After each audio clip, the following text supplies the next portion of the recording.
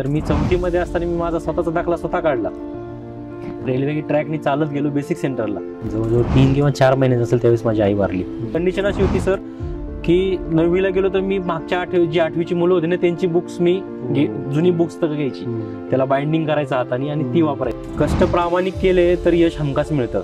मी जर एका ठिकाणी बसलो सर सकाळी 7-8 वाजता अभ्यासाला तर मी संध्याकाळी 6 वाजेपर्यंत उठत नव्हतो.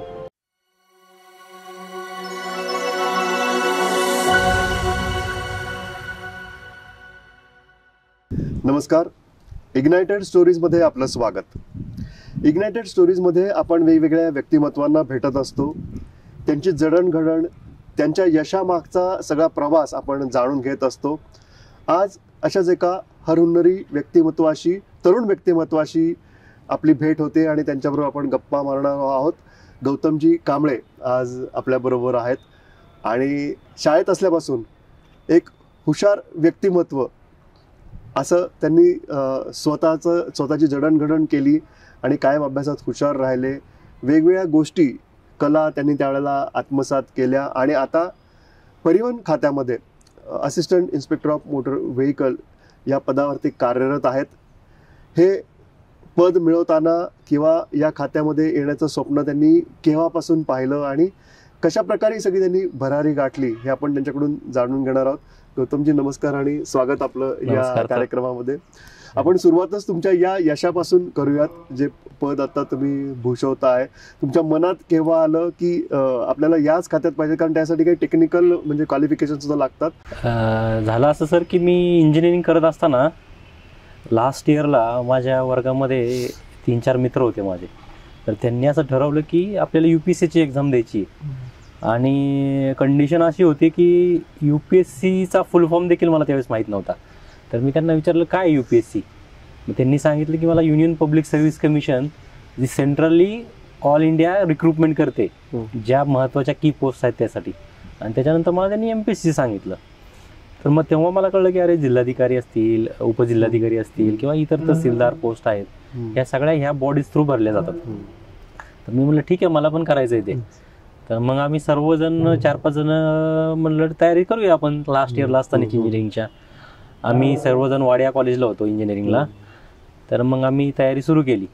तयारी सुरू करता करता UPSCची, मग UPSCची एक्झाम देतोच तर मग आपण MPSC देऊया. कारण जर आपण वरचा अभ्यास करतो तर खालच्या स्टेजच्या एक्झाम द्यायला काय हरकत नाही, त्याने अनुभव येतो.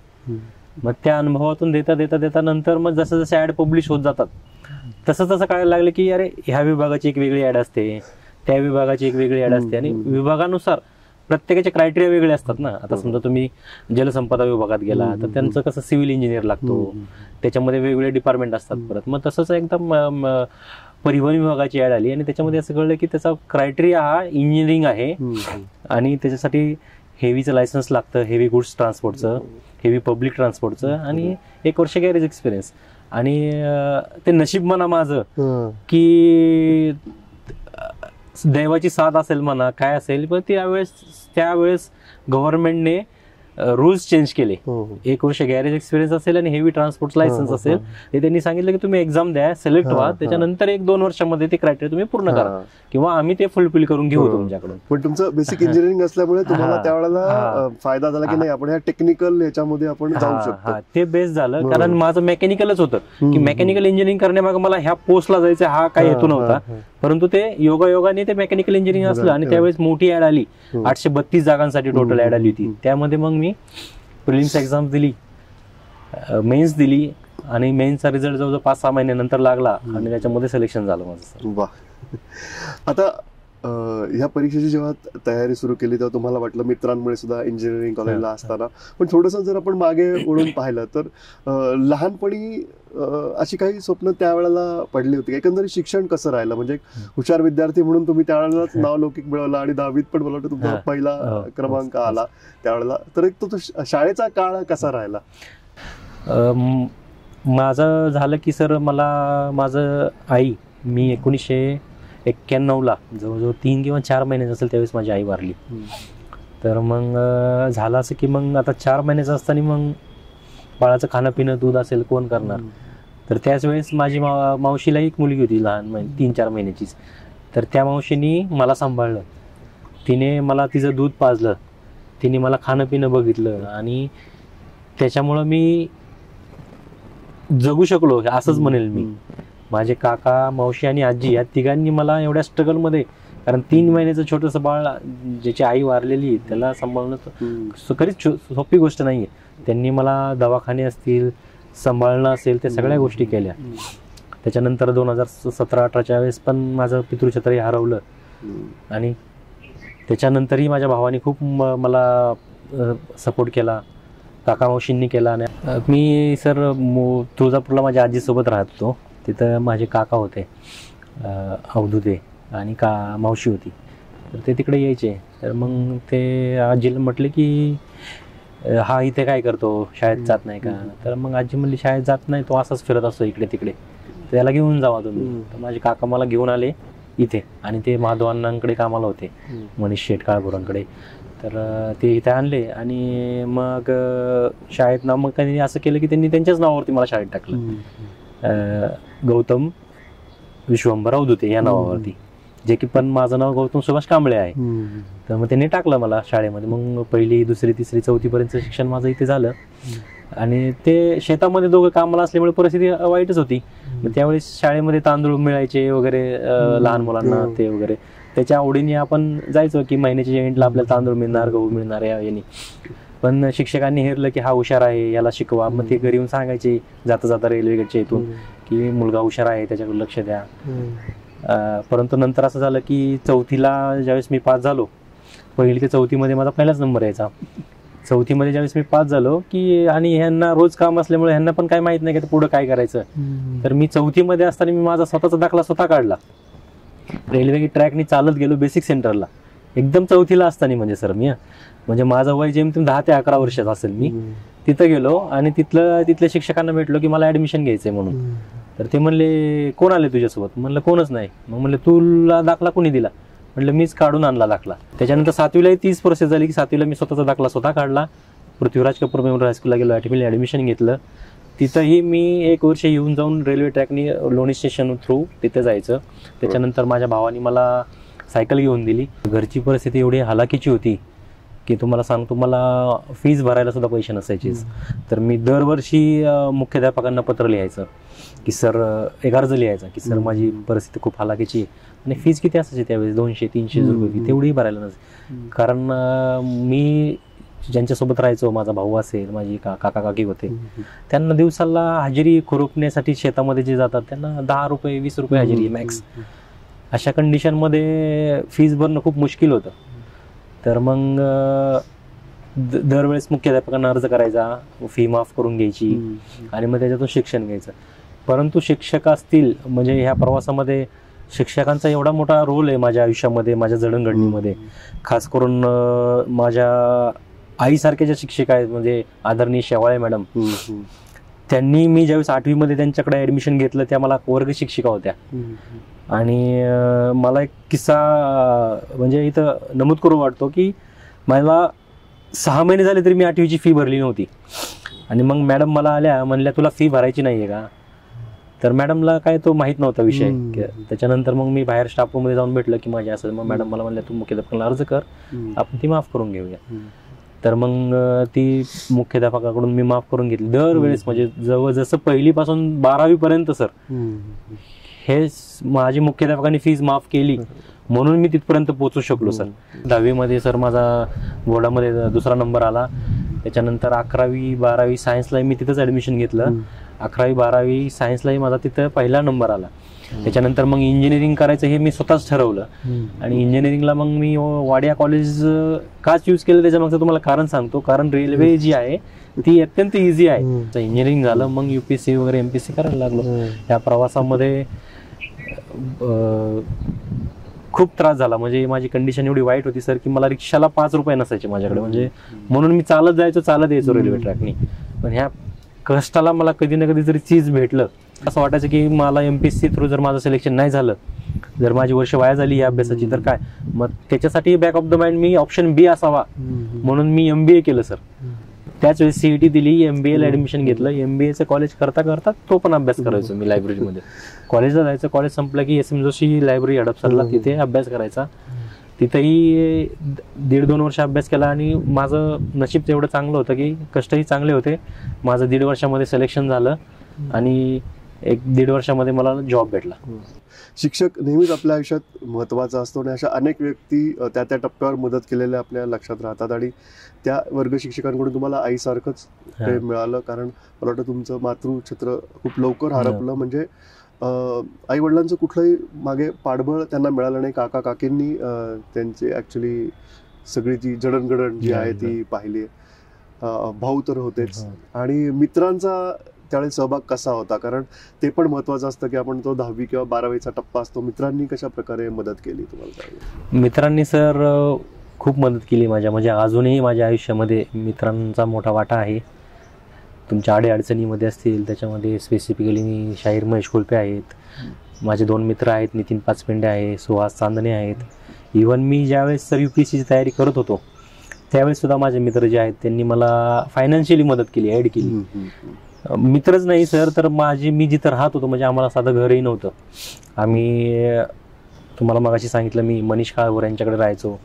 आदरणीय माधवांना काळभोर आहेत त्यांच्या इथं राहायचो.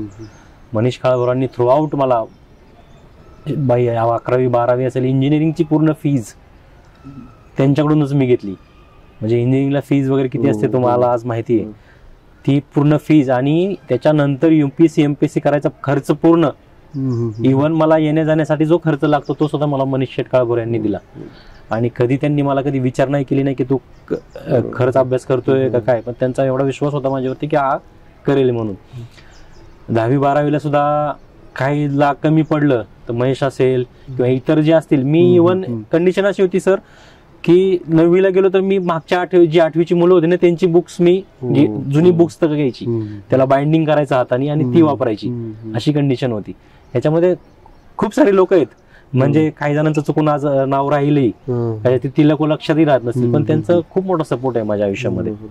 पण आता म्हणजे या टप्प्यावर तुम्हाला कसं वाटतं की ह्या लोकांनी सगळ्यांनी तुम्हाला हेरलं की तुमच्यातले गुण पाहिले तर तुम्हाला काय जाणवलं की अरे नाही आपल्यामध्ये हे गुण आहेत म्हणून हे सगळे लोक आपल्याला मदत करतात, जेणेकरून म्हणजे इतरांना सुद्धा तुमच्या या वक्तव्याचा फायदा होईल की हे गुण आपल्यामध्ये असलेच पाहिजेत किंवा ते आपण वाढवले पाहिजेत खरं तर त्या टप्प्यावरती, शालेय टप्प्यावरती. गुण ह्या लोकांनी हेरले की त्यांना माहित होतं की अरे ह्याच्याकडे टॅलेंट आहे आणि सर्वात महत्वाचं म्हणजे हा कष्टाळू आहे सर. आज म्हणजे मीही बऱ्याच लोकांना मी एक छोटासा संदेशही देऊ सांगतो की कष्ट प्रामाणिक केले तर यश हमखास मिळतं. तर माझ्या मित्रांना आणि आजूबाजूच्या लोकांना माहित होतं की हा कष्टाळू आहे आणि कष्ट हा प्रामाणिक करतो. म्हणजे मी जर एका ठिकाणी बसलो सर सकाळी 7-8 वाजता अभ्यासाला तर मी संध्याकाळी 6 वाजेपर्यंत उठत नव्हतो, इंजिनिअरिंगला असो किंवा मग MPSC UPSCचा अभ्यास असो. हे त्यांना माहित होतं, त्यामुळे त्या लोकांचा खूप विश्वास होता माझ्यावरती की अरे हा वाईट काही करणार नाही, हा यश मिळवणार, थोडंसं लेट होईल पण यश याला मिळणार 100%.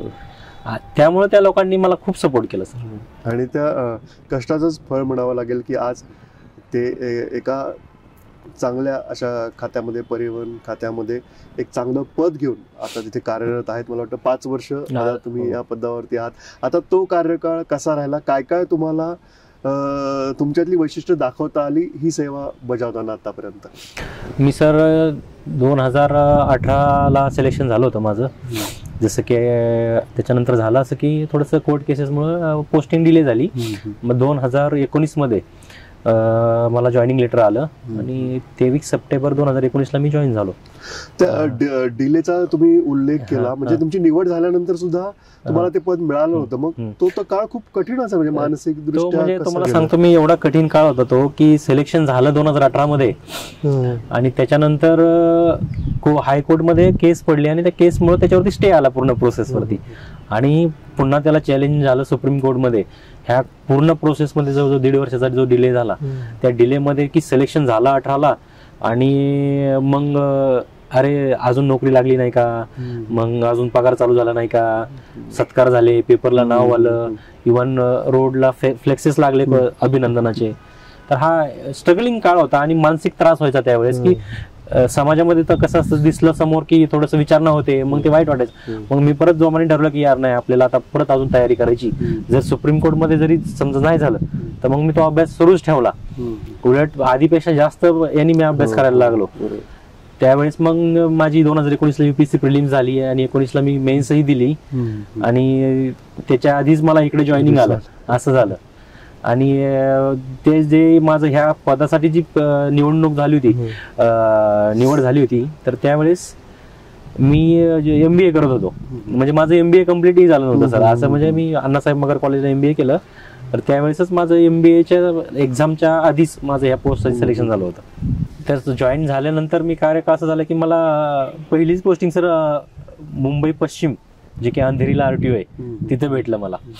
आणि अंधेरी एरिया असा आहे सर की जुहू, पांढरा, अंधेरी हे पूर्ण फिल्म स्टार लोकांचा एरिया आहे. तिथे एकदम मोठे मोठे लोक राहतात तिकडे, फिल्म स्टार राहतात, सगळे ग्लॅमरस दुनियामधले लोक आहेत तिथे. आणि ज्यावेळेस पोस्टिंग भेटली त्यावेळेस मला मुंबई म्हटलं की नकोच वाटलं सर. मग झालं असं की मला ॲक्च्युली 16 नोव्हेंबरला जॉईनिंग लेटर आलं होतं, पण मला मुंबई नको वाटायला लागली.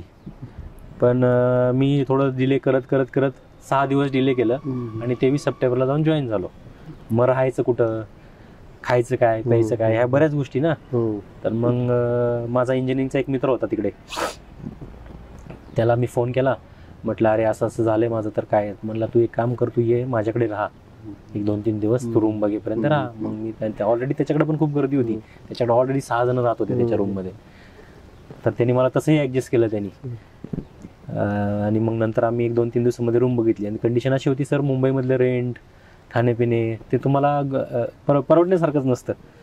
त्याच्यामध्ये आम्ही रूम बघितली, 2-3 माझे जे कलिग्स असतील ते बघितले, जॉईन झालो. आणि मग कामाचा अनुभव असा झाला की जसं जसं मग माझं क्रायटेरिया पूर्ण झाले, 1 वर्षाचं गॅरेज एक्सपिरियन्स झालं, त्याच्यानंतर हेवीचं लायसन्स आलं. आणि त्याच्यानंतर ॲक्च्युअल कामाला जशी सुरुवात झाली 2020 मध्ये, त्यावेळेस विविध चांगले अनुभव असतील, विविध लोकांना भेटीगाठी असतील. म्हणजे इवन भेटीगाठीमध्ये सांगतो, माझं नशीब एवढं चांगलं की मी अमिताभ बच्चन यांच्या घरी जाऊन आलो. त्यांचं काम होतं, मी अमिताभ बच्चन यांना भेटलो. इवन आपला टीम इंडियाचा कॅप्टन रोहित शर्माच्या घरी जाऊन आलो, अंधेरीमध्ये असल्यामुळे. त्याच्यानंतर मी ऋतिक रोशनला भेटलो. सगळ्यात बेस्ट महेंद्रसिंग धोनीला पण भेटलो. गोरेगाव एरिया जो आहे तो फिल्म सिटी आहे, त्या फिल्म सिटीमध्ये अंधेरी तिथंच जवळ असल्यामुळं हे लोकांची जी कामं असतील किंवा आमचा जो संपर्क होता, ह्या लोकांशी मला भेटणं झालं, जे की कधी शक्य झालं नसतं. हे बरेच लोक भेटली. आणि कामामध्ये पण कसं असतं, आमचं काम हे सगळं व्हेकल रिलेटेड आणि ड्रायव्हिंग लायसन्स रिलेटेड असल्यामुळे ते कामामध्ये मुंबईमध्ये भरपूर अनुभव आले, चांगले आले, वाईटही आले. तुमच्या ज्या चुका झाल्या त्या सुधारल्या, अशा बऱ्याच गोष्टी घडल्या. आता या कवडी गावामध्ये सगळं तुमचं बालपण गेलं आणि कबड्डीमधून मुंबईत, आणि ती ग्लॅमरस दुनिया त्या भागामुळे असेल. आणि आता हे चांगलं काम की ज्याच्यामध्ये तुम्ही सगळी प्रगती करताय. आता पुन्हा कबड्डीकडे पाहताना काय वाटतं की आता या गावासाठी काही करावं, किंवा तिथल्या आता काय आठवणी आहेत तुमच्या या गावाच्या? मला जमल तेवढ्या गोष्टी सर मी या गावासाठी करतच राहीन. गावामुळे मला जडणघडण मिळालेली आहे आणि त्या गावामुळे मला ओळख आहे. तर नक्कीच सर गावाचा एक खूप मोठा रोल आहे त्याच्यामध्ये. माझ्या बंधूंनी तुम्हाला सांगतो, मी जसे काका मावशी माझ्या इथून गेले तर त्याच्यानंतर मी माझ्या बंधूकडेच राहत होतो. त्याच्यानंतर माझी बहिणी होती, बहिणीचं लग्न झालं 8वी-9वीला असताना मी. आणि मग माझी जी पूर्ण जडणघडण आहे किंवा माझ्या देखभालीचा जो खर्च आहे तो माझ्या भावानीच केला. भावाकडेच राहिलो, भावाचं लग्न झालं, भावाला पण फॅमिली आहे. ते बघत बघत भावानी माझ्याकडे बघितलं. मला फी असेल, राहण्याची असेल, खाण्याची सोय, तिकडे भावानी मला सांभाळलं. त्याच्यानंतर सिलेक्शन झालं. नंतर 2021ला वगैरे लग्न वगैरे झालं. त्याच्यानंतर इथून पुढच्या प्रवासामध्ये पण माझी पत्नी आहे प्रतीक्षा, तिचाही खूप मोठा हातभार आहे. ऑफिसमधल्या गोष्टी असतील, एक्सटेन्शन असेल, स्ट्रेस असेल, तिचाही खूप मोठा रोल आहे. खूप साऱ्या लोकांनी या जर्नीमध्ये सर मला खूप सपोर्ट केलेला आहे आणि त्यांचे मी स्पेसिफिकली खूप खूप आभारी आणि आयुष्यभर मी ऋणी राहीन या सर्व लोकांचा. तर अजून स्वतःमध्ये काय तुम्हाला बदल करायचे आहेत? पुढचा टप्पा यशाचा तुम्ही काय सेट केलाय? पुढचा यशाचा टप्पा म्हणजे सर असा आहे की मी जे भोगलंय तर ते समाजाच्या इतर मुलांना म्हणजे गोरगरीब लोकांना भोगू नये. एक म्हणजे माझं स्वप्न आहे ते सर, की गोरगरीब आणि जे मागासले जातीतले लोक असतात, असं होतं असं की त्यांना त्यांचे अधिकार माहीत नाही आहेत. सर्वात मोठाचा विषय, आता मी शेड्यूल कास्टमधून येतो. शेड्यूल कास्टवाले असतील किंवा शेड्यूल ट्राईब्सवाले असतील, त्यांना त्यांच्या अधिकारांना ची जाण नाहीये सर. म्हणजे कॉन्स्टिट्यूशन मध्ये तुम्हाला जे अधिकार दिलेत डॉक्टर बाबासाहेब आंबेडकरांनी तुमच्यासाठी एवढं करून ठेवले, त्याला आज 75 वर्ष झाली, परंतु लोकांना त्याची जाण नाही की तुम्हाला रिझर्वेशन आहे किंवा इतर बेनिफिट्स आहेत. फॉर एक्झाम्पल फीज मध्ये कन्सेशन आहे. कितीही मोठ्या डिग्रीजला तुम्ही गेला, इंजिनिअरिंग, MBA, मेडिकल, तरी तुम्हाला तिथं फीज खूप कमी आहे, परंतु हे माहित नाहीये लोकांना. तर याची पण जाणीव लोकांमध्ये करून द्यायची. आणि जसं जसं माझी सर्व्हिस पुढे जाईल तर त्याच्यातला काही वाटा किंवा काय माझं काही जे काम आहे त्यातलं थोडंसं श्रेय मी या समाजकारणामध्ये देण्यासाठी मी नेहमीच पुढाकार घेईल, ही एक माझी अपेक्षा आहे सर. नक्कीच चांगले विचार आहेत गौतमजी, आणि हा यशाचा टप्पा तुम्ही नक्कीच गाठाल. आणि तरुणांसाठी याच्याबरोबर काही विधायक तुमचं जे काम आहे ते तुम्हाला सुरू ठेवता येईल आणि वेगळ्या माध्यमातून तुम्ही त्यांच्यासमोर येऊ शकता. आता या मुलाखतीच्या निमित्ताने तुम्हाला जो युवा वर्ग जो ही मुलाखत पाहतोय त्यांना काही सांगायचं असेल तर? नक्की सर, आजचा युवा वर्ग जो आहे तो खूपच हुशार आहे. म्हणजे मी अजूनही एवढा मोठा नाही आहे की सर्वांना सल्ले देईल असा, परंतु माझी जी कंडिशन होती एक 15-16 वर्षापूर्वी आणि आत्ताची, याच्यामध्ये खूप ट्रेमेंडस फरक आहे. इव्हन म्हणजे आमच्या वेळेस मोबाईल नव्हते, आम्ही ज्यावेळेस होतो, आता मोबाईल्स आहेत, पण तरीसुद्धा मी सांगेल की तुम्ही स्वप्न बघा, स्वप्न बघितली की त्याच्यासाठी प्रामाणिक कष्ट करा आणि प्रामाणिक कष्टाला यश हे हमखास मिळतं, हे मी गॅरंटीड सांगू शकतो. प्रामाणिक कष्ट हा शब्द मी इथं मुद्दाम वापरतो की माझे आई वडील किंवा दुसरा कोणतरी माझ्याकडे बघतोय म्हणून कष्टाचा देखावा करू नये किंवा तो वेळ काढायचा म्हणून मी अभ्यास करतोय कोणाला तरी दाखवण्यासाठी, हे करू नये. प्रामाणिक कष्ट केले की तुम्हाला यश हमखास मिळणार आणि पेशन्स ठेवले तर ते अजूनच बेस्ट राहतं. पेशन्स असतील तर यश हे 100% मिळणार तुम्हाला. नक्कीच हा खूपच चांगला संदेश आहे आणि आपला जो युवा वर्ग पाहतोय तो हा संदेश अंमलात आणतील, प्रामाणिक कष्ट करतील, सातत्य ठेवतील. खूप खूप धन्यवाद आमच्याशी बोलल्याबद्दल आणि पुढच्या सगळ्या तुमच्या वाटचालीला शुभेच्छा.